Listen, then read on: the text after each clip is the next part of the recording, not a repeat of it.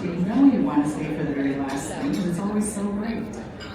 So as we get started, I want to remind you that we want to hear from you. I'm a member of the MRC committee that plans this conference. We do really appreciate your feedback. So look in your email for an evaluation to come following this conference. We really do read them, and we do use them to plan our next conference. We're always looking for ideas for speakers, subject matters that you would find of interest to have at the sessions, networking opportunities, anything you can think of, we would love to hear from you. So at this time, we do have a great panel of great people who are doing this work right at the very front line. And I would like to introduce Natalie Jacob. She is the Executive Director of Green Living Science and also the Vice Chair of our MRC Board. Natalie is very creative and a very excellent speaker. She is just very much a motivator for me to do some really great things around education and outreach, which Iris also does. So she's been a real good partner too. We've had some opportunities to work together. Natalie's going to take care of our final session here with our panelists and moderate this It's Not Just Garbage duty.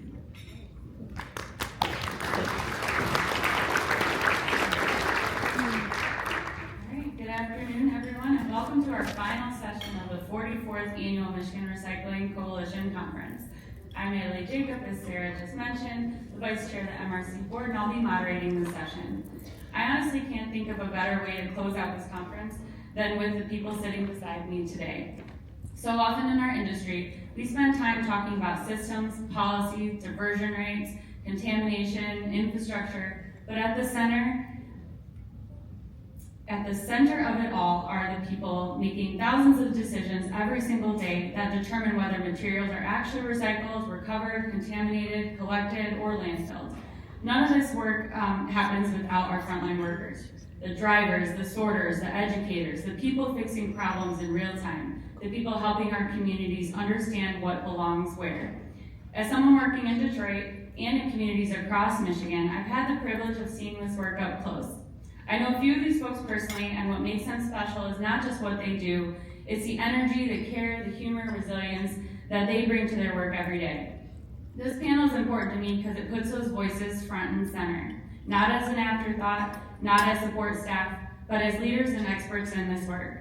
Today you're going to hear stories that are funny, honest, sometimes frustrating, and deeply human. And I hope this conversation reminds all of us that stewardship happens at every level. But the very first step is making sure materials end up in the right place. So with that, I'm going to invite our panelists to introduce themselves in their own word and tell a little bit of their story. So we're going to start with Elliot. Hi everyone. Got to turn it on. Working? Yeah. Hi everyone, my name's Elliot Alden, and I just this spring graduated from Michigan State University with my bachelor's degree in human biology with a minor in environmental studies and sustainability. I've been working at the MSU Recycling Center for a little over 4 years now. I have always chosen to make the more sustainable choice before working here, but it has totally changed my perspective on managing waste. I always knew where to put my cans and everything like that, but I didn't know anything that happened after that step. And I feel like that's common for a lot of people. I started as a student sort line worker, where I sorted plastic, cardboard, and paper. Those are our three main commodities. The smells are crazy. I've smelled some very diabolical things. I don't know if you can imagine 7 a.m. Sort line going by and seeing dirty diapers in the cardboard, or a magazine flips open to a page with some pictures that are not something that you want to see that early morning. I then was promoted to student supervisor, where I got a lot of experience training on what we recycle and what we don't recycle. Then I was promoted to student floor lead, which has a lot of responsibilities, so I'll just say a couple. I operate the baler, so all of our commodities that we sort, we have to compact into a bale so that we can put it on trucks. and sell to the people that buy our recyclables. So I operate that. I also operate the skid steer and forklift. With the skid steer, I can pick up the materials and put it on the sort line for the students to sort. And then with the forklift, I can pick up bales, weigh them, put them on the trucks, dump recyclables, move pallets, things like that. One of my main jobs, and kind of my favorite to talk about, is I process food at the recycling center. I know we've talked a lot about food waste today, but we process two streams of food. We have compost and food waste. Compost is raw fruits, vegetables, and coffee grounds, and we process this using a vermicomposting system. So we have around 1 million worms on our site that we feed the compost to, and they eat, digest, and poop it out, and we get to sell the vermicompost at the surplus store. It's really good for your plants. We're not allowed to give the worms really salty foods or meat and dairy products, so we send that to Hammond Farms in Lansing, Michigan, and that's just another composting facility in Lansing that doesn't use worms, so they can process that. In order to send that there, I have to spray out the bins. So this is probably the dirtiest part of my job. I have to wear a full face mask, and I don't know if you can imagine rolling up like a 300-pound bin to a tipper, and it will tip it to like a 45-degree angle, and I have to stand behind the shield and spray out it with a like 10-foot power washer wand, and it gets everywhere. It gets all over me. They told me that I could wear my outfit that I wear to work, but I didn't want to smell this place up, so it's nasty. In the summer, there's a lot of maggots, so it's really gross. There's maggots flying everywhere. So I'm glad I got to wear a nice outfit. But yeah, if you told me in high school that I would be operating heavy machinery and spraying out food waste as a vegetarian, I would be really scared. I would really be probably. But yeah, I think my main message really is I feel like people don't know enough about what happens behind the scenes. I think that's a big part of why people don't make the sustainable choices. I'm definitely that like really annoying recycling girl in my classes that talk about the recycling center too much, and people will always tell me like that just ends up in the landfill anyway, and it actually really annoys me, and I have to go on a big rant and show them all the pictures and tell them everything that we do. So yeah, thank you.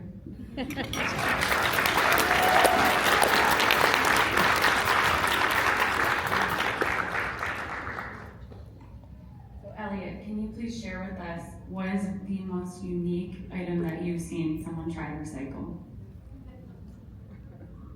I don't know if that's I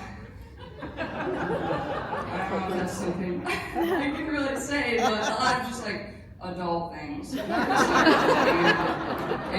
The sort line, it like drops down like 3 feet onto the sort line. So like I'll be sorting cardboard and I'll pick up a piece of cardboard and it'll just fall down in front of me, and I'm like, oh, that's great. Like I guess it is plastic, but like I don't know if I would choose to put that in the bin. Yeah. Thank you so much. All right. Yeah.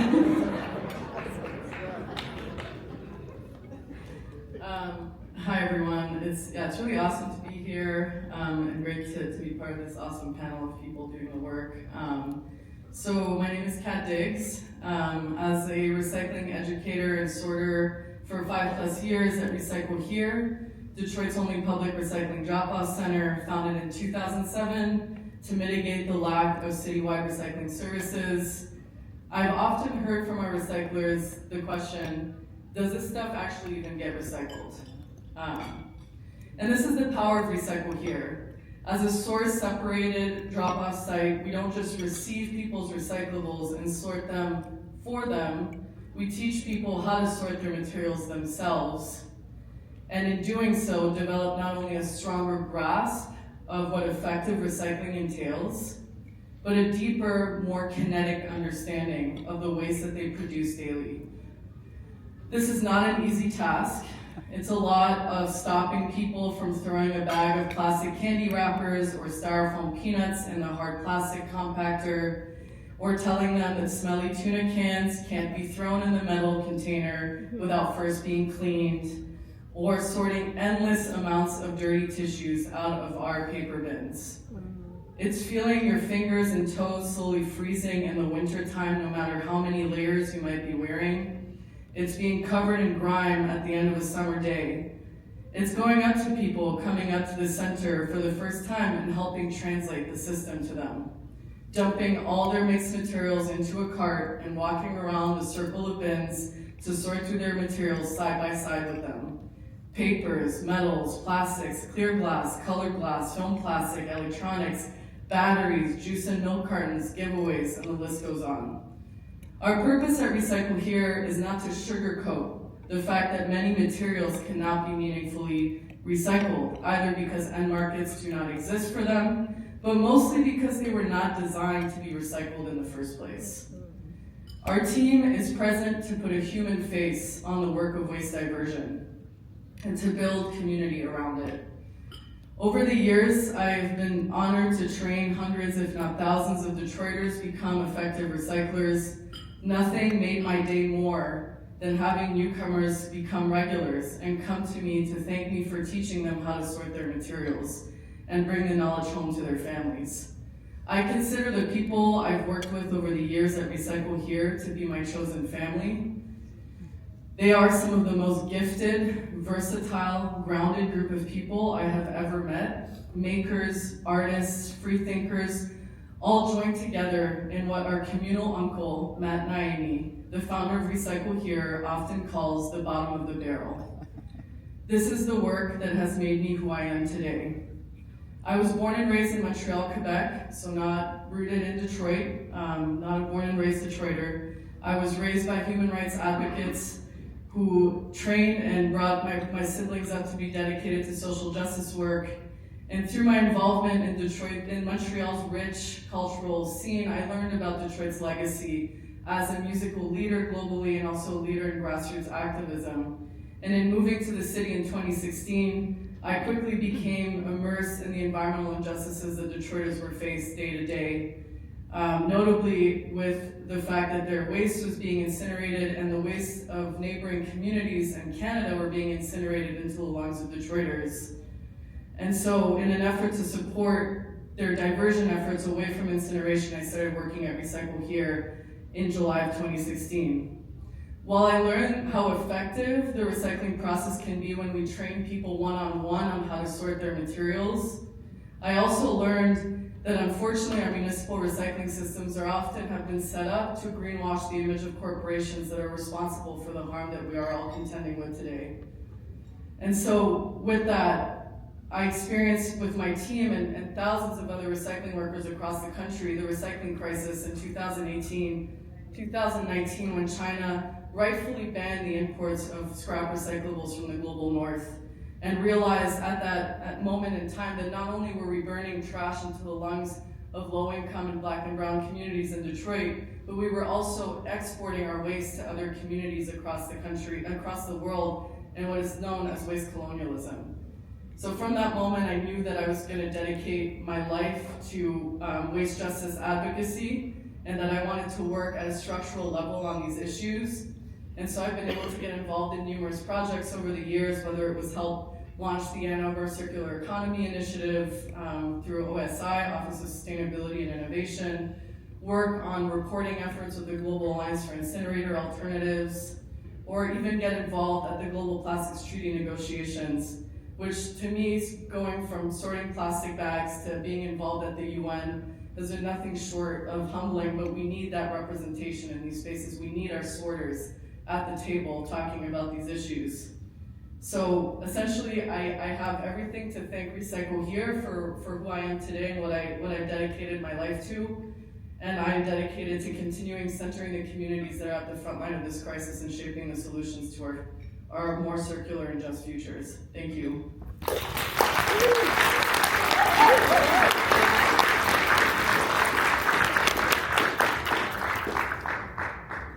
Thank you, Kat.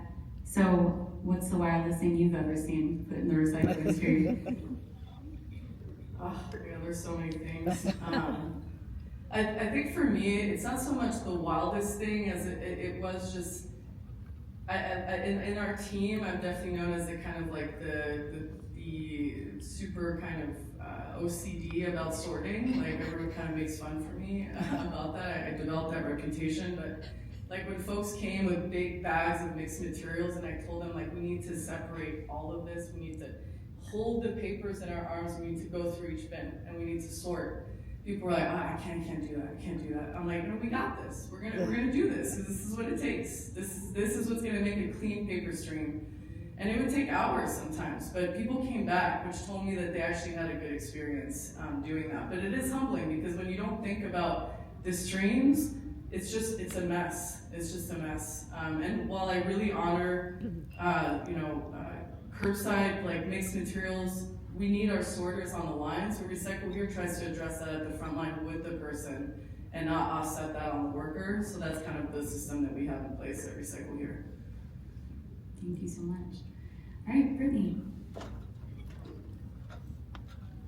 My name is Brittany Tremaine, and I'm an electronics team lead at Atmos. So a few weeks ago, we wrapped up a collection event at Detroit Zoo. 1,699 cars pulled through to drop off electronics. This was all done over 2 3-hour shifts. The weather was brutal, cold, windy, rainy, we all froze. The team was incredible though, pushing through till the very end. And as I was standing there on that Sunday morning, I was watching it all come together, and I just kept thinking about how we got here. 13 years ago, I was a college student with a summer internship. My job that first summer was painting safety poles, guardrails around equipment, and walk paths in the warehouse. Yellow, lots of yellow. Every day I was covered in yellow paint. That next summer, I was not recruited to be an electronics recycler. No one handed me a vision. I was just a college girl who needed some money and saw an opportunity. I wasn't going to school for recycling. There was no such degree, but somewhere in that first summer, something clicked. You see, Padnos has been in recycling for 120 years, but in 2014, with 2 barrels flipped upside down as a PC dismantle station, I inadvertently helped establish the electronics recycling division. This work meant something. Every device that came through wasn't just scrap. It was an opportunity to take something that someone had discarded and figure out what was the right thing to do with it. I didn't know what we were doing, but neither did anyone else, but I was here for it. There was no playbook, nobody handed me a manual and said this is how you recycle electronics. Because honestly, nobody had written it yet. Before we had machining, we were literally dumping mixed electronics on the floor, sorting with our hands and knees, and pushing out loading docks into Gaylord boxes and shop tubs. That was the process at the time. We were building a plane while we were trying to fly it. And that statement still stands true today. The devices that come through our doors today look much different than they did a decade ago. They are smaller, there's more plastic, and as everybody knows, batteries are in everything.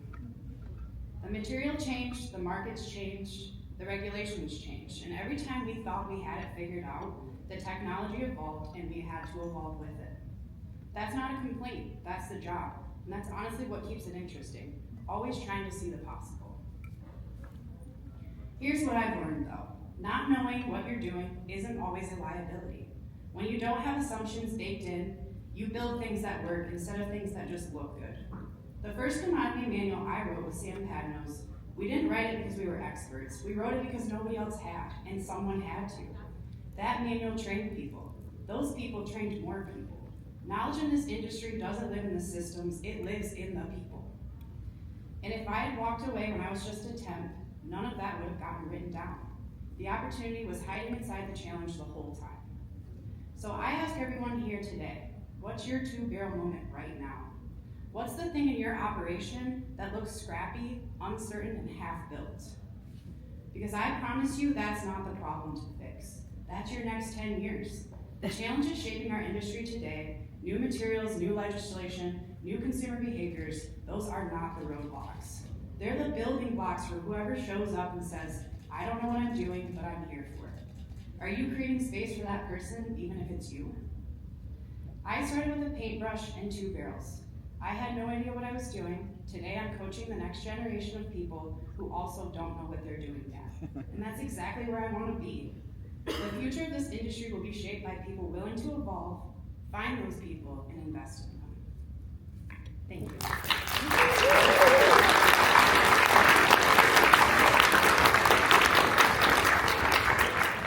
Amazing. Thank you so much for sharing your story about how creative and innovation is needed to make this industry happen. So, Zalika.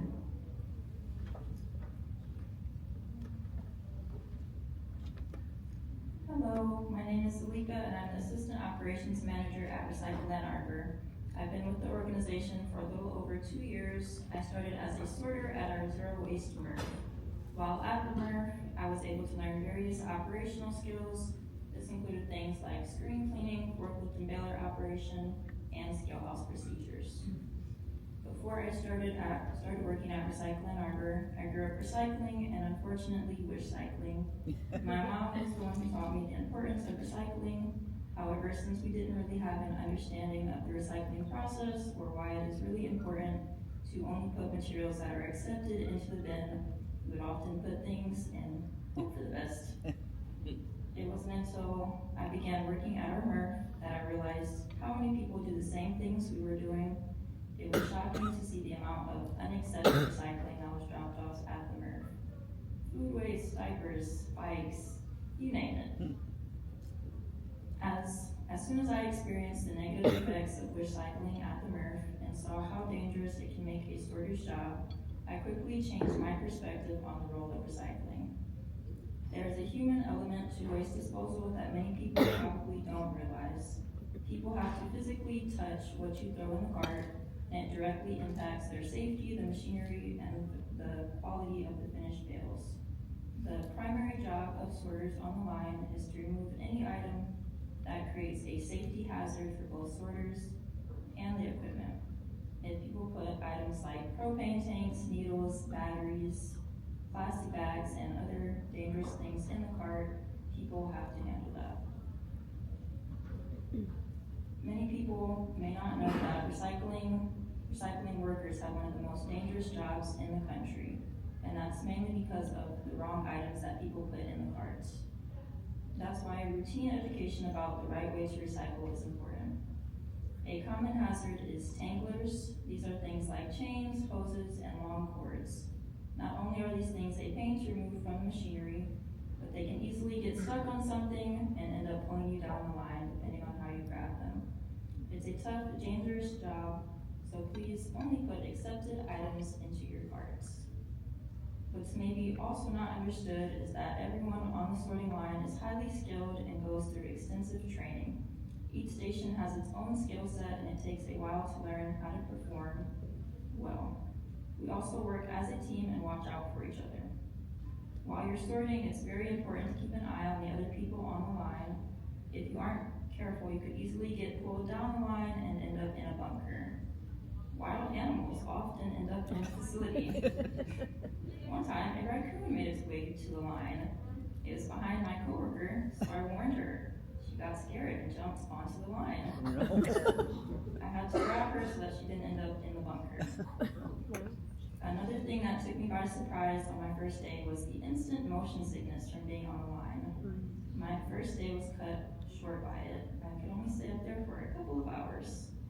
Between the motion sickness and the particular funk that MRFs have, I thought I would have to start looking for a new job. Thankfully, after a week of wearing C-bands and taking Dramamine, the motion sickness went away. Not too much can be done about the smell, but I got pretty good at holding my breath. Again, what you put into your cart directly affects MRF workers. So please, rinse them out. Do not put food in there. All in all, I'm glad I stuck it out. I now manage operations at our drop-off station where I have the opportunity to directly educate customers, and I also work with our downstream vendors to make sure materials are going to their highest and best use. This is a very important industry that we're doing, and industry that we're in and work that we're doing, and I'm happy to be a part of it. Thank you.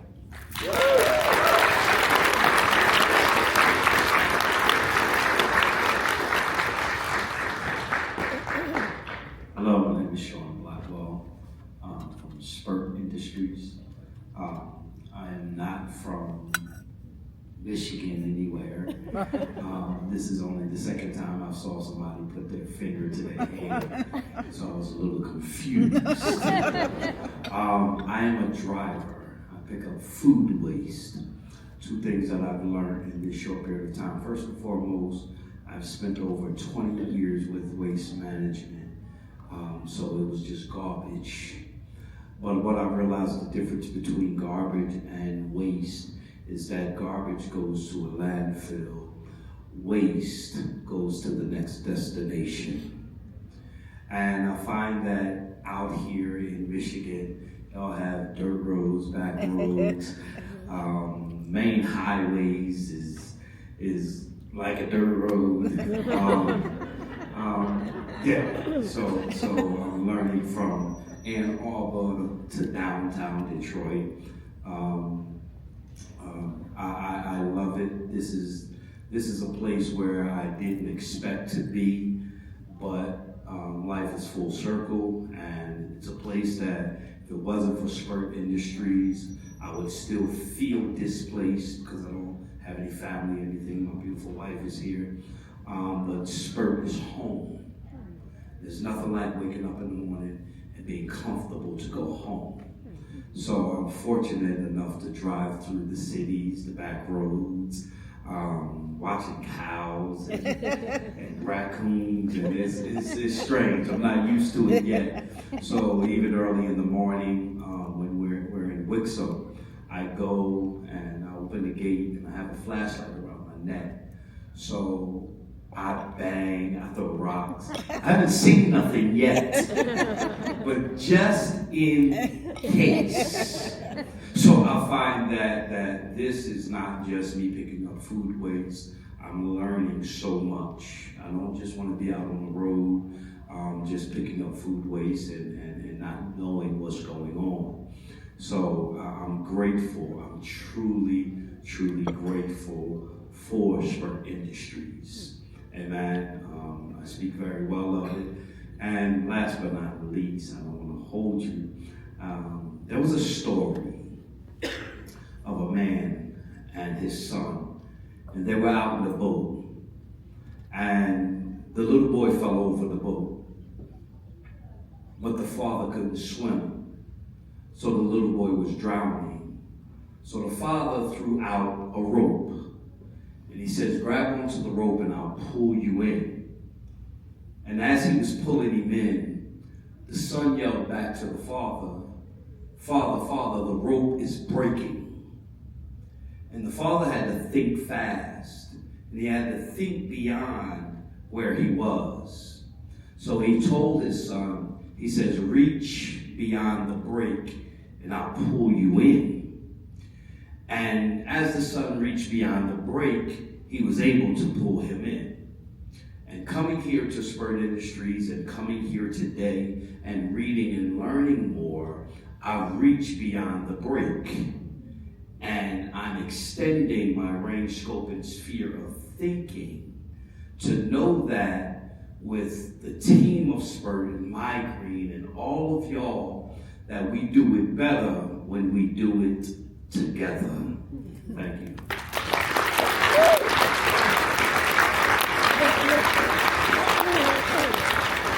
Oh, thank you. How about that lunch, huh? How about that lunch? Yeah. One more time for other speakers. So the question was, what does garbage duty mean to me? My name is Zach, by the way. I am manager of Recycle here in Detroit with Kat. My boss calls me captain of the Starship Trash. So what does recycling duty mean to me? When you work in the waste industry long enough, you stop being surprised by the things people throw away, right? My colleagues, I've told you, we've seen every last disgusting bit of it. It's not fun. So I thought I'd seen it all, right? The longer you're around, working around trash, the more you realize that recycling is just kind of the mechanical part of the process, right? The real heart of the work is really in sustainability in the community. And sustainability is messy. Sustainability is wildly hopeful, but it's also deeply personal. It was here that I learned that if you gaze into the trash long enough, eventually the trash gazes back. And for me, this realization came from a place we at Recycle here affectionately called the junk hole. The junk hole is our esteemed community offering space. Some people might call it our main attraction. It's a no-cost thrift corner where guests can take freely and are encouraged to contribute lovingly. The things they don't need, things they don't want, and especially things they should have never bought in the first place. Most of the time, the junk hole is full of just that, just junk. It's that box of just-in-case curiosities you keep by the door just because you're afraid you might need them later. It's that lamp with no shade. Who the hell is that for? It's the puzzle with missing pieces. Why would you give that to someone? That's so very mean. It's that toaster with the note on it that says kind of works, which in our line of work translates to mostly doesn't work. It's the Tupperware without a lid, which is not Tupperware. It's a bowl you'd be embarrassed to be seen eating cereal out of. And the Christmas decorations. Just endless Christmas decorations. Do you even like Christmas? So I started to resent it a little bit, not in a noble way. More like, why is this my problem now, right? It felt like less like generosity and more like people outsourcing their guilt to the lowest bidder, which often turned out to be me. And it was just when I was starting to think that the junk hole had nothing left to surprise me, something truly unusual arrived, something that felt intentional. Like a gift. Like it didn't come from a garage or a basement, but from some parallel dimension where everything is going to be just fine. On that day, the junk hole was visited by a stone-faced angel, a mass-produced garden ornament. I wish I would have brought him with me. It was weathered, kind of ugly, deeply mysterious. We didn't care who brought it, and we didn't really care why. But we recognized the significance instantly, and we decided to call it Snart. This is where things get weird, because I don't believe Snart just appeared. I believe Snart manifested. And when an object manifests, you don't treat it like trash. You treat it like a sign. So naturally, we hung it on the wall outside the junk hole and began adorning it with beads and feathers and bottle caps, the same kind of crap materials it provided for us. And after long, Snart wasn't just a decoration anymore. Snart became our patron saint of second chances. And like any good cult, we started developing our own mythos, rituals, offerings, and the sacred incantations Snart provides.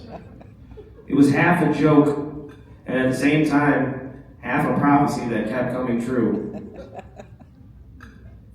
And here's the thing, almost nobody else noticed. Most visitors walk right past Snart without a second glance. And honestly, that's part of the magic. The myth doesn't need to be understood to be effective. The space changes because we changed. And people feel that shift whether they know it or not. As we treat the junk hole with more attention, more care, more play, more reverence for the ridiculous, people responded. Not because they joined our little cult, and not because we lecture them about sustainability, but because the space itself became inviting. People didn't know the myth, but they could feel it. They wanted to contribute. They wanted to believe that their half a pack of Scantron sheets might still serve a greater purpose. Somewhere in all of this, something shifted for me. Up until then, most of my days were spent doing the usual recycling grunt work, sorting the good from the bad, pulling plastic bags out of places the plastic bags should not be, and moving material from one bin to the next. But standing there with Snart, the shining gleam of my misspent youth, watching over the junk hole, I realized I wasn't just sorting recycling. I wasn't just moving material. I had been blessed, or maybe even cursed, with the responsibility of curating a living ecosystem. A place where objects, intentions, and people circulate in ways that can move a community to believe in something magical. That was the day that garbage duty stopped being a task and became a ritual. A ritual of trust in community, a ritual of generosity, and and a belief that even the most ordinary object might yet have work to do. I'll be the first to admit, SNART is absolutely ridiculous. But SNART taught me an undeniable truth, is that sustainability works best when people want to participate. When you contribute to the junk hole, you're not just getting rid of your possessions, you're offering them. You're feeding a cycle that's greater than the sum of its parts, a cycle that's playful, inviting, and ludicrously helpful. By the grace of SNART, somewhere along the way I stopped seeing myself as just your friendly neighborhood garbage man. I started seeing myself as a steward of that cycle, a keeper of potential, disguised as trash. So what does garbage duty mean to me? It means understanding that even when people think they're throwing something away, they're really revealing what they value, and what they hope someone else might still see as valuable as well. It means remembering that sustainability isn't just about acknowledging what's discarded, but recognizing what's been delivered. And it means knowing that if you gaze long enough into the trash, sometimes the trash gazes back. Sometimes it even has a name. And on the stinkiest of days, that name is SNART. Thank you.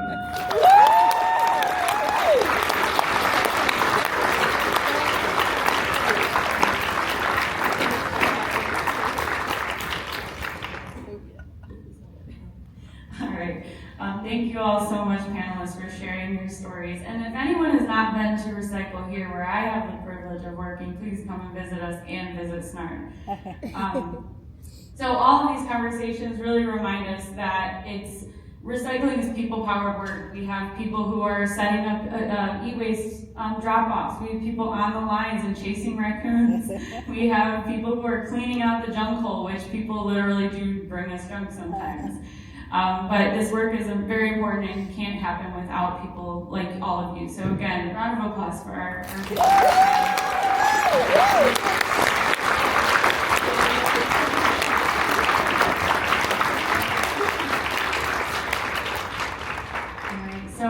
What gives me hope is that this room is filled with people, all of you who care very deeply about this work and building better systems and stronger communities and a more sustainable future. So thank you all so much for being here. This is your coalition.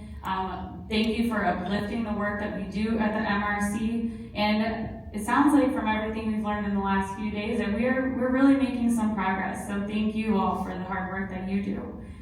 And with that, thank you for joining us. And we hope that next year you'll join us again at the Eagle Crest in Ypsilanti, April 27th through 29th. And again, let's give each of you all and our panelists another round of applause. Thank you so much.